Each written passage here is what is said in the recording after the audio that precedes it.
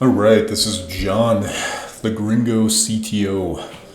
I am in Mexico City and I help a bunch of startups as well as some larger companies with all of their tech needs. In any case, today I wanted to address what may in fact be the most common question that I get about technology, which is what database should I choose? So let's just go through this together. I'm going to try and keep this brief, keep it simple, keep it actionable. Like many things, it's not one of those questions that resolves cleanly to a choose this.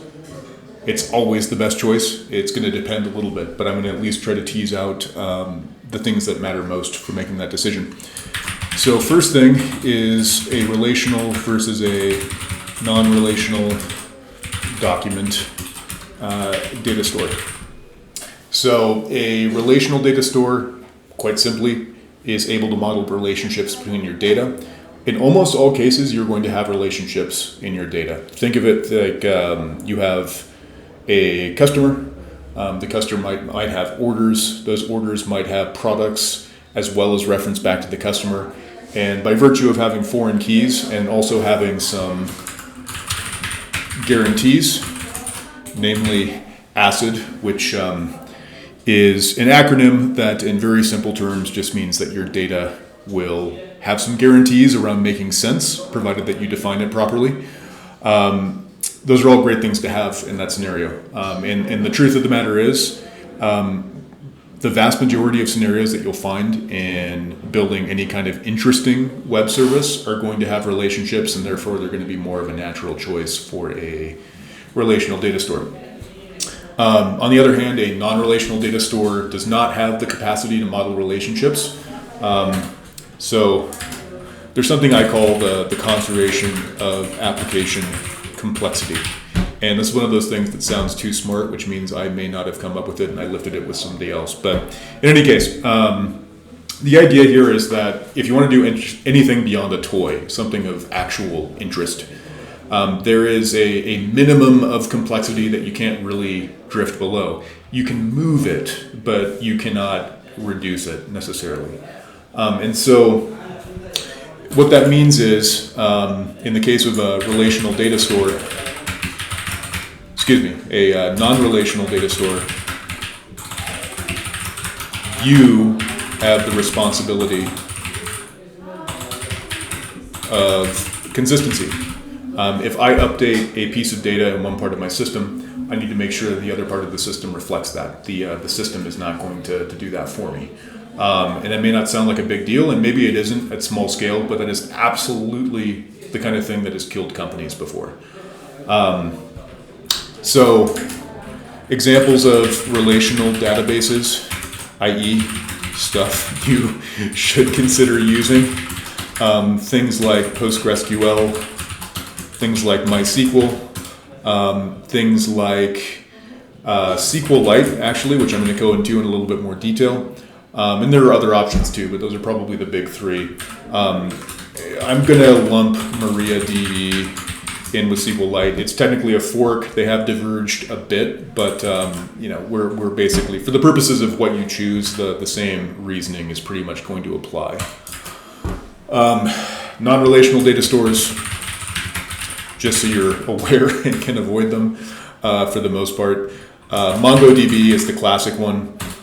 There's some proprietary ones too, like Firebase. I mean, if it wasn't bad enough that you're modeling relational data in a store that can't provide you with relational guarantees, Firebase is a step beyond that and is actually proprietary as well, which means you get to look forward to lovely things like vendor lock-in.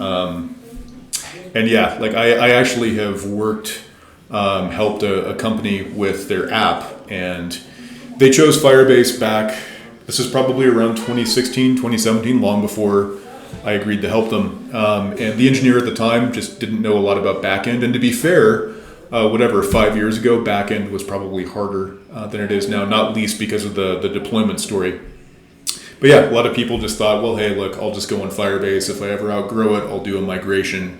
And shock of all shocks, it turns out the migration was harder than anticipated, and they're still on Firebase.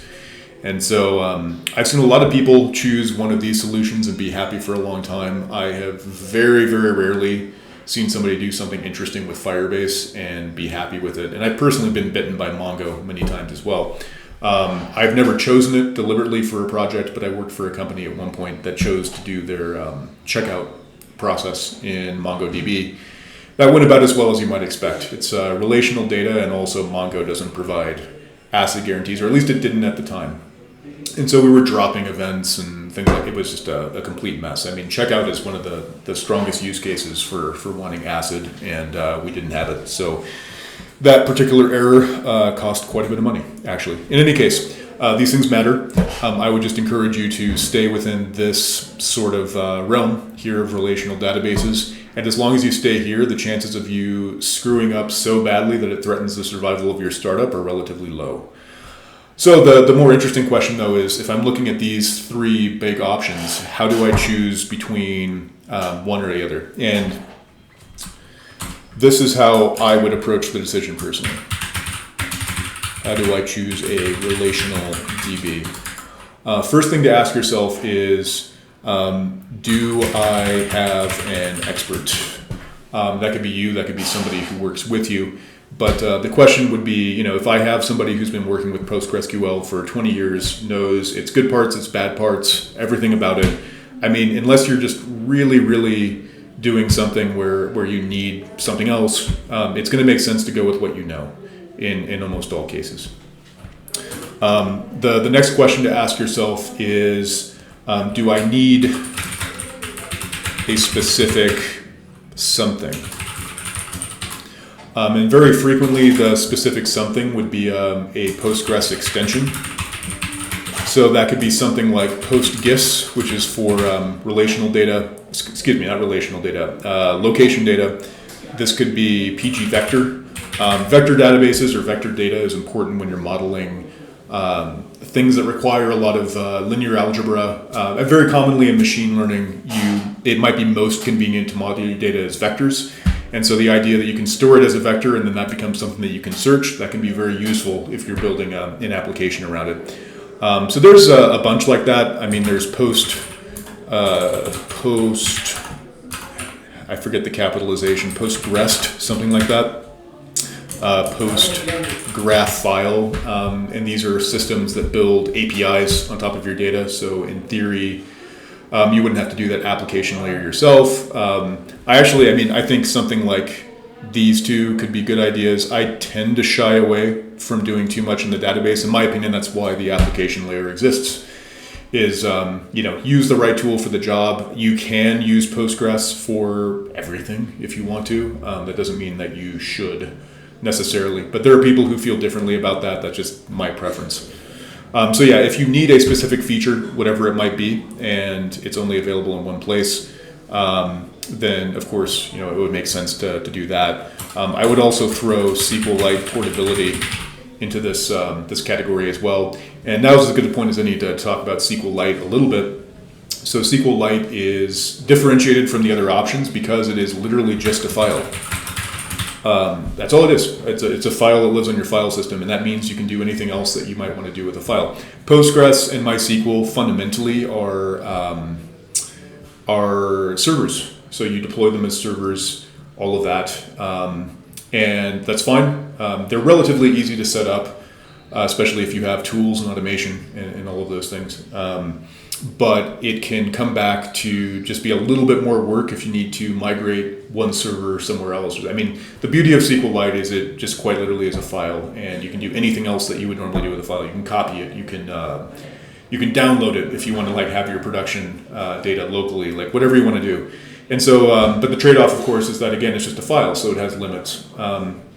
And so we'll get into those trade-offs a little bit later. But the one big thing that is nice is if I needed to deal with a system that was just as lean as possible, and of course if it's embedded or whatever, the fact that I just have another file and that's all I have to worry about, that could actually be a really killer feature.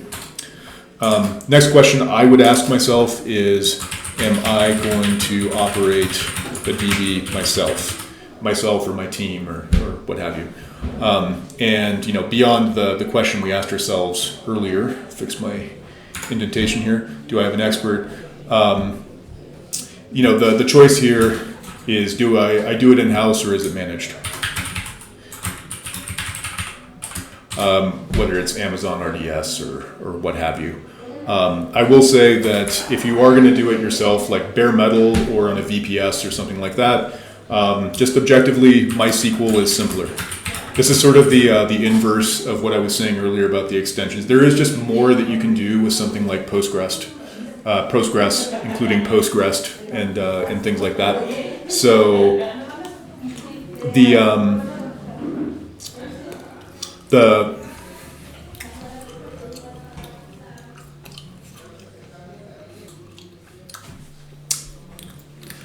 that is the fundamental trade-off. Is you can do more with Postgres, including Postgres having endpoints, all sorts of stuff inside your database, and that's wonderful. At the same time, it does come with some complexity, and because you can do more with it, there is potentially more that you have to worry about. You could certainly argue that replication is simpler in MySQL as well. It's one of those things where, and also this is a little bit of an argument from authority, but there's a little just more like operator experience with MySQL than there is with Postgres as well. I mean, if you want to look for who has blazed the trail before me, out of the top 100 sites, I think probably, 60%, maybe more, are using MySQL, and a bunch of the rest are probably using Oracle, and so on. So, the chances of finding somebody who really knows MySQL very well might be a little bit higher.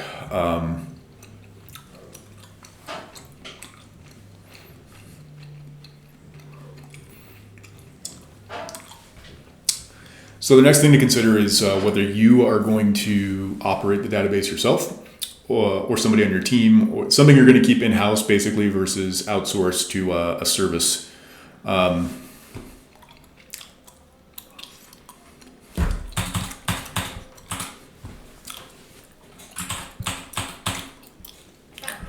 So I think the next thing to consider is whether the database is something that you're going to manage in-house. So ask yourself, am I going to manage the database myself or buy a managed service? In the case that you're going to manage it yourself, whether that's a bare metal server, VPS, what have you, the inverse of Postgres being able to do so many things via extensions and whatever is also that it tends to be a little bit more complex to operate. And so the winners, I'd actually put it this way, SQLite, just being a file, is going to be the lowest complexity, followed by MySQL, followed by Postgres. On the other hand, if you're going to manage it, it doesn't really matter.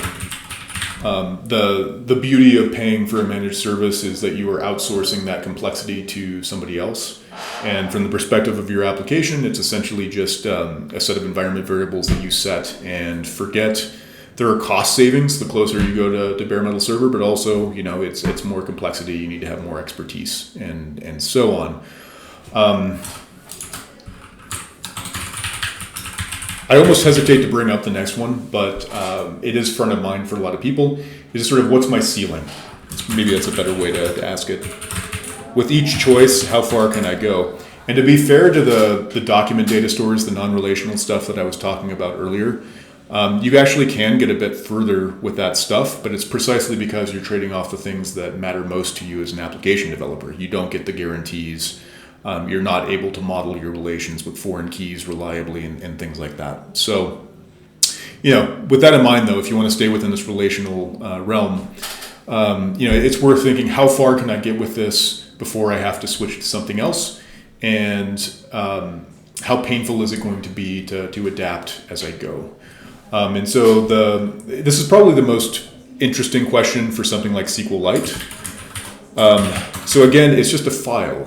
And so you're going to have limits the same as you would with a file. I think the actual theoretical size of a SQLite database is incredibly large, like many, many, many terabytes, to the point where it probably wouldn't be a concern. But practically, of course, like it does break down at a certain scale. There's a project called Pocketbase, and they quote, actually, I mean, it's an open source project. You can go try it yourself. But 500,000 users and 10,000 concurrent, because they offer like a subscription event thing for kind of like Firebase, except all modeled relationally. But in any case, those are the kind of numbers that they quote. In that case, it's written in Go, which also has very nice support, very nice primitives for concurrency as well. But those kind of numbers are nothing to laugh at, right? And especially if you're able to have a single file that you can do anything with very easily, not have to worry about a second server for your data, anything like that, you might actually decide that either these kind of numbers are enough and will last you forever, which very well might be the case for a line of business app or something like that.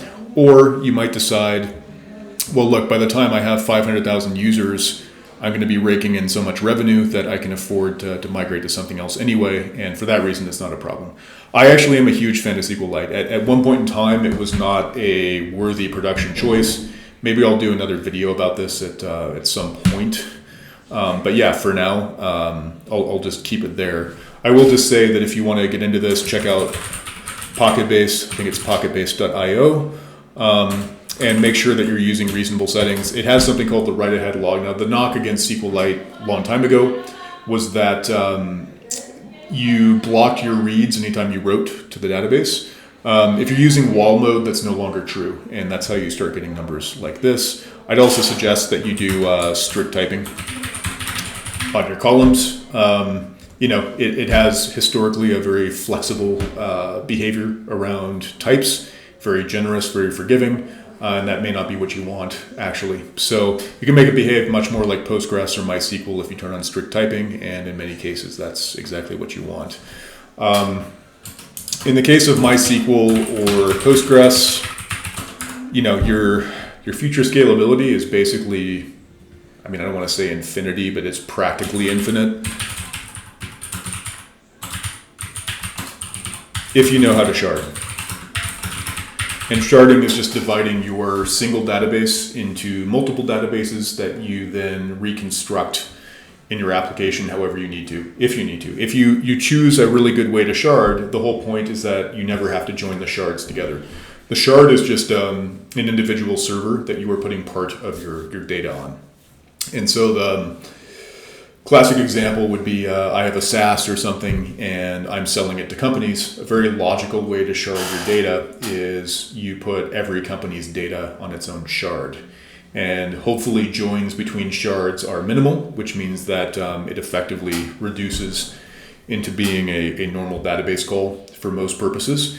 And it's minimally complex while allowing you to scale to a theoretically infinite number of customers. In practice, it ends up being a lot more complex than that. There are solutions that help you manage that complexity. In MySQL world, there is Vitess, which is a project that came out of YouTube. And in